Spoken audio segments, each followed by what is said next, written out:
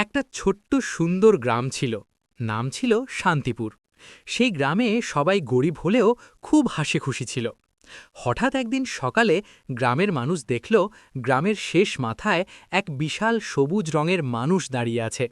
তার গায়ের রং সবুজ, শরীর পাহাড়ের মতো বড়, হাতে অদ্ভুত শক্তি। সে আর কেউ নয়, সবুজ হাল্ক। গ্রামের মানুষ প্রথমে খুব ভয় পেয়ে গেল। আরে বাঁচাও, দানব এসেছে! কেউ দরজা বন্ধ করল, কেউ গাছের আড়ালে লুকালো। কিন্তু হাল্ক কারও ক্ষতি করল না।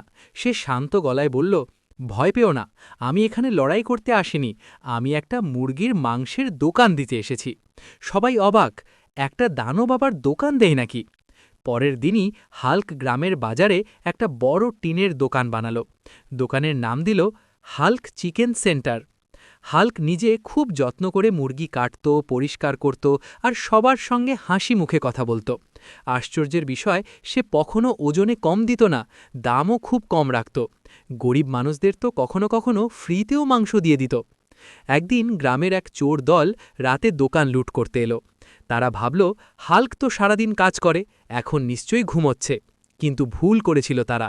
হাল্ক এক লাফে উঠে চোরদের ধরল। এক হাতে তিনজনকে তুলে বলল, গ্রামে চুরি করলে আমি সহ্য করব না। পরের দিন থেকে গ্রাম পুরো নিরাপদ হয়ে গেল। ধীরে ধীরে গ্রামের মানুষ হাল্ককে খুব ভালোবাসতে শুরু করল। বাচ্চারা তাকে ডাকত হাল্ক কাকা, আর গ্রামের বুড়োরা বলতো, এমন সৎ দোকানদার আমরা জীবনে দেখিনি।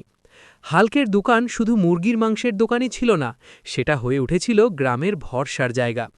গল্পের শেষেও হাল্ক সেই গ্রামেই রইল, একজন শক্তিশালী দানব নয়, বরং ভালো মনের একজন দোকানদার হিসেবে।